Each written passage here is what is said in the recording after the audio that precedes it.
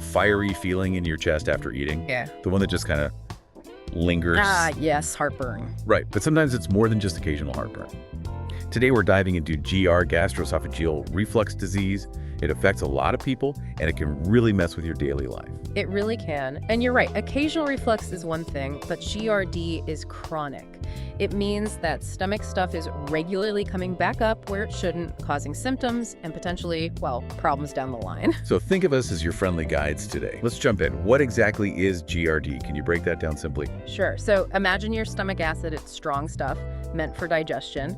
GERD happens when that acidic mixture flows backwards, retrograde into the esophagus. That tube connecting your throat and stomach. Exactly. And that backflow, that reflux, irritates the lining of the esophagus. It's not designed for that kind of acid exposure. So you get those troublesome symptoms, and over time, it can potentially damage that lining. Okay, so acid splashing where it shouldn't be. Yeah. Repeatedly. Got it. Now, the big question, why does this happen? What's going wrong in the body? Right. Understanding the why, the etiopathogenesis, as we call it, is key. Think of it like diagnosing the root cause. There are a few main players in terms of physiological factors, basically how the mechanics at the junction of the esophagus and stomach are working or not working. Like the body's plumbing, almost. What's the main control point there? Precisely. The main gatekeeper is a muscle called the lower esophageal sphincter, or LES. Think of it like a one-way valve or a strong rubber band at the bottom of your esophagus. Okay. It's supposed to squeeze shut after food goes into the stomach, keeping everything down. But in GERD, a few things can go wrong with the LES. Its pressure, its tightness might be too low, usually below about 10 millimole Hg. So it's just able weak. It can be weak, yes. Or another common issue is something called transient LES relaxations, or TLESRs. We all have these brief relaxations, but in people with GERD, they might happen much more often or last longer. Ah, giving acid more chances to sneak back up. Exactly. And sometimes there can be an anatomical issue, like a disruption right at that junction where the esophagus meets the stomach that messes things up. So a faulty valve, basically. Either weak, opening too often, or maybe not aligned right.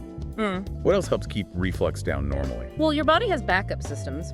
One is esophageal clearance. Your esophagus uses wave-like contractions, peristalsis, to push stuff down.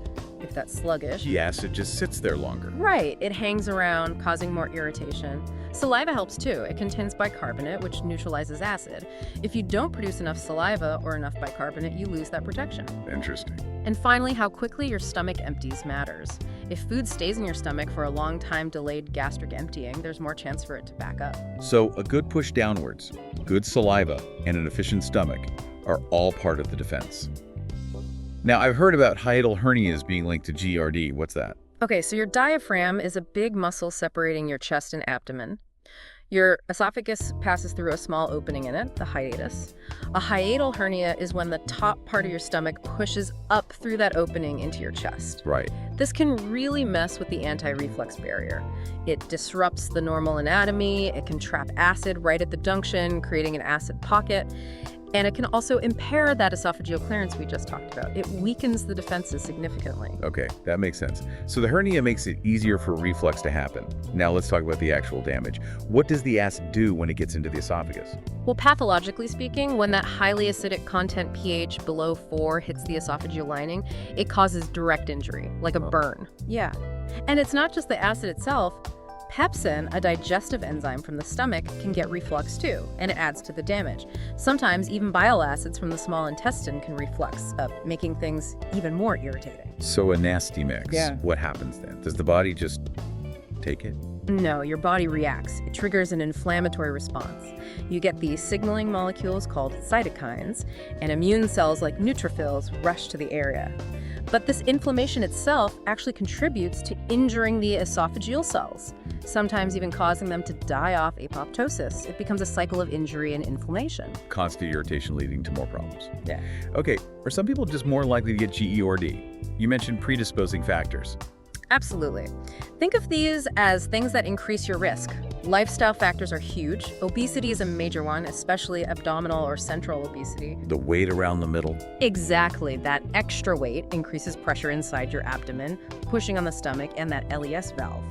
The link is quite strong, about a threefold increased risk if you're obese, and it seems to be dose-dependent, meaning more weight, more risk. Makes mechanical sense. What about diet? Everyone talks about trigger foods. Yes, diet plays a big role for many people. Fatty foods, for instance, they delay stomach emptying and can trigger a hormone, cholecystokinin, that relaxes the LES. Okay. Chocolate contains things called methylxanthines, like theobromine, which can relax the LES too. Caffeine, it can boost acid production and lower LES pressure. Alcohol irritates the esophagus directly, relaxes the LES, and impairs clearance. Triple whammy. Pretty much. Acidic foods like citrus or tomatoes might not cause the reflux itself, but they can definitely irritate an already sensitive esophagus. And carbonated drinks increase stomach distension, leading to burping, which can bring acid up. Wow, lots of potential dietary triggers. Other habits. Smoking. Smoking is definitely bad news for GERD. It decreases LES pressure, reduces that protective bicarbonate in your saliva, impairs esophageal clearance. Plus, chronic coughing from smoking increases abdominal pressure. Just makes everything worse. Okay, and what about lying down after eating? My grandma always told me not to do that. Grandma was right. When you lie down, especially soon after a meal, you lose gravity's help keeping things down. Late evening meals are particularly problematic. That 2 to 3 hour window after eating before lying down is really key. Good rule of thumb. Okay, what about medications? Can they contribute? Yes, definitely. Some common ones. Calcium channel blockers used for blood pressure. They can relax the LES and slow esophageal movement. Like nifedipine or amlodipine? Exactly those. Nitrates for chest pain also relax the LES. Anticholinergic drugs found in some allergy meds, bladder control meds, they can reduce LES tone, decrease saliva, and delay stomach emptying. Even common painkillers, NSAIDs like ibuprofen, naproxen, aspirin, they can directly irritate the esophagus and stomach lining, maybe even increase acid. And bisphosphonates for osteoporosis are known esophageal irritants. Wow. And there are others too: progesterone, estrogens, benzodiazepines, opioids, some antidepressants. They can all play a role through various mechanisms. It's quite a list. It really is. It highlights how interconnected things are. Yeah. Finally, any specific medical conditions that predispose someone to GER? Yes, several. Pregnancy is a big one.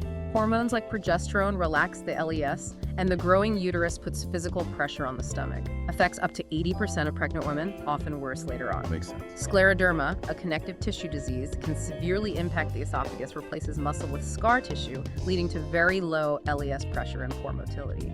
Often causes really difficult to treat GER. Diabetes can cause gastroparesis, slow stomach emptying due to nerve damage. And it's linked to more frequent LES relaxations. Neurological disorders like Parkinson's, cerebral palsy, stroke, MS can also contribute through effects on swallowing, motility, or abdominal pressure.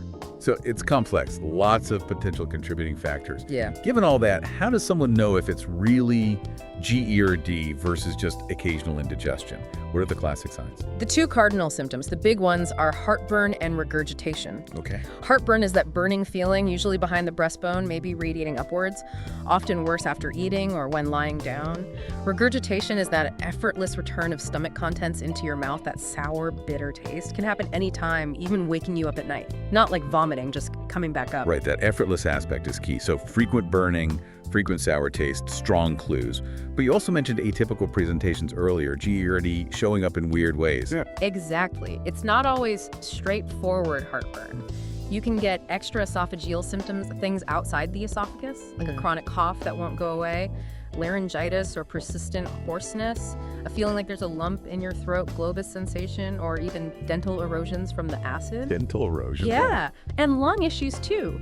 GERD can exacerbate asthma, lead to recurrent pneumonia, maybe even contribute to pulmonary fibrosis in some cases. Then there's sleep disturbances, chest pain that can mimic heart pain, which needs careful checking, obviously difficulty swallowing, or even just bad breath, halitosis. It's amazing how far-reaching the effects can be. Now, are there any really serious warning signs, red flags that mean you need to see a doctor right away? Yes, absolutely. These are alarm features we always watch for. Things like progressive dysphagia, meaning difficulty swallowing that's getting worse, especially for solids. Odonophagia, pain when you swallow. Unexplained weight loss. Any signs of GI bleeding, like vomiting blood or having black tarry stools. Iron deficiency anemia without another clear cause. New onset of GERD symptoms, especially if you're over 50. Or a family history of cancer in the esophagus or stomach. Any of those need prompt medical evaluation. Definitely important signals not to ignore. Okay, so if GERD isn't managed well, what can happen? What are the potential complications? Well, if the esophagus is constantly exposed to acid, complications can develop. Within the esophagus itself, you can get reflux esophagitis, that's inflammation and erosion of the lining. Doctors grade this using the Los Angeles classification, from mild redness, grade A, to severe ulcers, grade D. Okay. A more serious change is Barrett's esophagus. This is where the normal cells lining the lower esophagus actually change into cells that resemble intestinal lining. It's a metaplastic change. Isn't that bad? It's considered premalignant. It significantly increases the risk, maybe 30 to 40 times, of developing esophageal adenocarcinoma, a type of cancer. Risk factors for Barrett's include chronic GERD, being male, over 50, and obese. Wow, that's serious. It is. Also, chronic inflammation can lead to scarring, which can cause an esophageal stricture and narrowing of the esophagus. This makes it hard to swallow solid foods, and it tends to get progressively worse. And as mentioned, the most feared complication is esophageal cancer, adenocarcinoma, which has unfortunately been increasing in incidence. Those sound really significant. What about complications outside the esophagus? Yes, those extra esophageal issues can become chronic problems too. Respiratory-wise, repeated aspiration of stomach contents into the lungs can cause chronic pneumonitis, bronchiectasis, which is damaged airways, or even contribute to idiopathic pulmonary fibrosis. Serious lung issues. Definitely.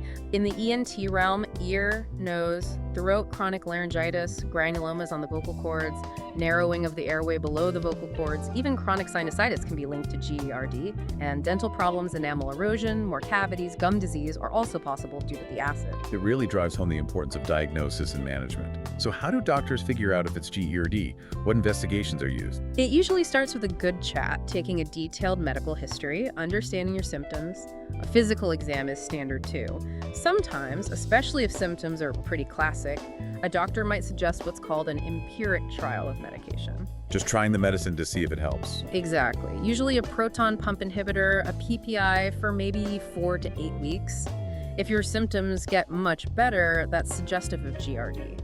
It's quite specific, meaning if it helps, it's likely GERD, but it's not super sensitive, it doesn't catch everyone. Okay, so a trial run. What if that's unclear or if you need more definite answers? Then we move to more specific tests. There are non-invasive ones first. The gold standard for confirming acid reflux is ambulatory pH monitoring. How does that work? A thin catheter is placed through the nose down into the esophagus, or a small wireless capsule, the Bravo system, is attached during an endoscopy. These measure the pH, the acidity, in your esophagus over 24 or 48 hours. Ah, so it tracks the acid exposure directly. Precisely. It measures things like how much time the pH is below 4 and calculates a score, the Dumlinger score, to quantify the acid exposure. Crucially, it helps correlate your symptoms with actual acid reflux events. Okay, what else? There's combined pH impedance monitoring. This is great because it detects both acid and non-acid reflux. Non-acid reflux can still cause symptoms, especially in people who aren't responding well to PPIs. Impedance also tells us how high up the reflux is going. Useful for tricky cases. Right. What about imaging, like a barium swallow? A barium esophagogram isn't the primary test for diagnosing GERD itself, but it can be useful for looking at structural issues like finding strictures or large hiatal hernias. Sometimes you might see reflux happening during the test, but it's not its main purpose for GERD. Gotcha. And the more invasive tests? The main one is upper endoscopy, or EGD. A thin tube with a camera goes down your throat to directly look at the lining of the esophagus, stomach, and the first part of the small intestine. So you can see the damage. Exactly. You can see esophagitis, Barrett's changes, strictures, ulcers. And importantly, you can take biopsies, small tissue samples, to examine under a microscope, for example, to confirm Barrett's or rule out other conditions. Endoscopy is usually done if there are alarm symptoms, long-standing GERD, or new onset over 50. Okay. What about esophageal manometry? Manometry measures the muscle function, the pressure of the LES, and the coordination of the esophageal contractions, the peristalsis. It doesn't diagnose GERD directly, but it's very important before considering anti-reflux surgery to make sure the esophagus is moving properly. Makes sense. And the Bernstein test? That's rarely used now. It involved dripping acid into the esophagus to see if it reproduced symptoms. We have better tests these days. Okay, so a range of tools, from simple trials to detailed monitoring and scopes. Now, the crucial part, treatment. How is GERD managed? The approach is usually layered, often starting with lifestyle changes and potentially stepping up treatment if needed, or sometimes starting strong and stepping down. Lifestyle modifications are really fundamental, though. They should always be part of the plan. What kinds of modifications? We touched on some dietary changes like avoiding your specific triggers, eating smaller meals, not eating right before bed. Weight management, if you're overweight, is key. Positional therapy, elevating the head of your bed 6 to 8 inches, maybe sleeping on your left side. And behavioral things like stopping smoking, avoiding tight clothes around your waist, maybe stress reduction techniques. Those sound like good first steps for anyone with symptoms. What about medications? Right. If lifestyle isn't enough, or for more significant symptoms, medications are the next step. You've got over-the-counter options first. Antacids like Tums or Rolaids offer quick temporary relief by neutralizing acid directly. Like putting out a small fire. Exactly. Then there are H2 receptor antagonists, or H2 blockers like famotidine, Pepcid. They reduce acid production more effectively than antacids and last longer, still available OTC. And lower dose PPIs are also OTC now, like omeprazole or lansoprazole. Okay, and prescription options. Prescription strength PPIs are generally the most effective medications. Examples include pantoprazole, esomeprazole, higher dose omeprazole, lansoprazole, dexlansoprazole. They potently suppress acid production, usually taken once daily before the first meal. The workhorses, sounds like. They really are for moderate to severe GERD. Prescription H2 blockers are also available, sometimes used at night along with a daytime PPI if nighttime symptoms are an issue.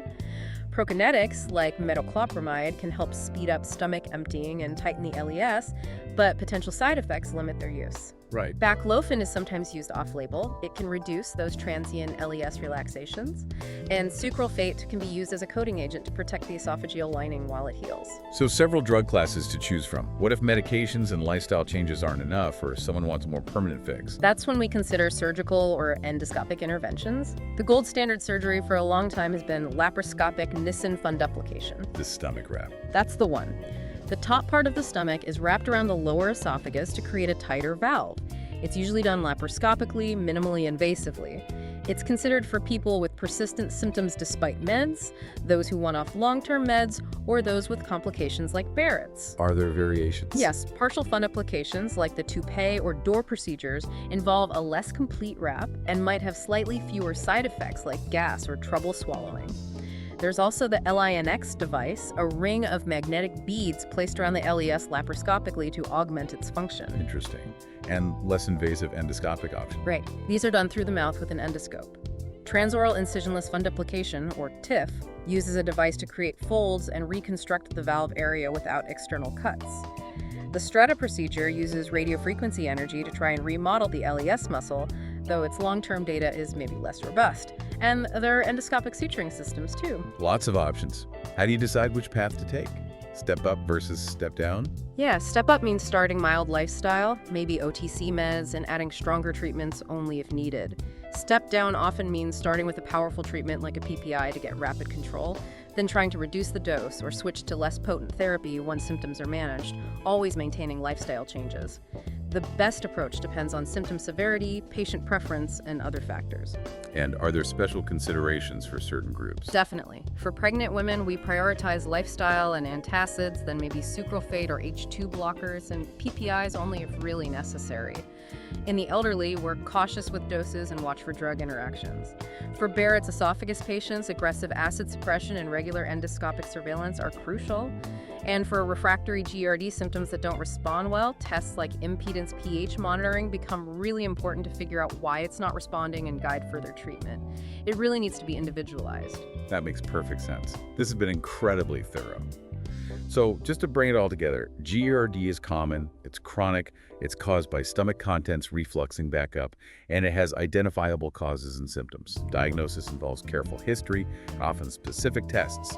And thankfully, there's a whole range of treatments, from lifestyle tweaks to medications to procedures. Exactly. And the key takeaway is that early recognition and proper management are really important, not just for symptom relief, but also to prevent those potential long-term complications we discussed. If you're dealing with persistent heartburn, regurgitation, or any of those other symptoms, please talk to your healthcare provider. Don't just ignore it. Absolutely. It prompts a thought, doesn't it? Knowing all this, what's maybe one small lifestyle change you listening could consider today that might benefit your digestive health? Or, given the overlap with other conditions, it really highlights why getting that accurate diagnosis from a professional is so critical. Well said. Thank you so much for joining us on this deep dive into GERD. Really valuable information. We'll catch you on the next exploration.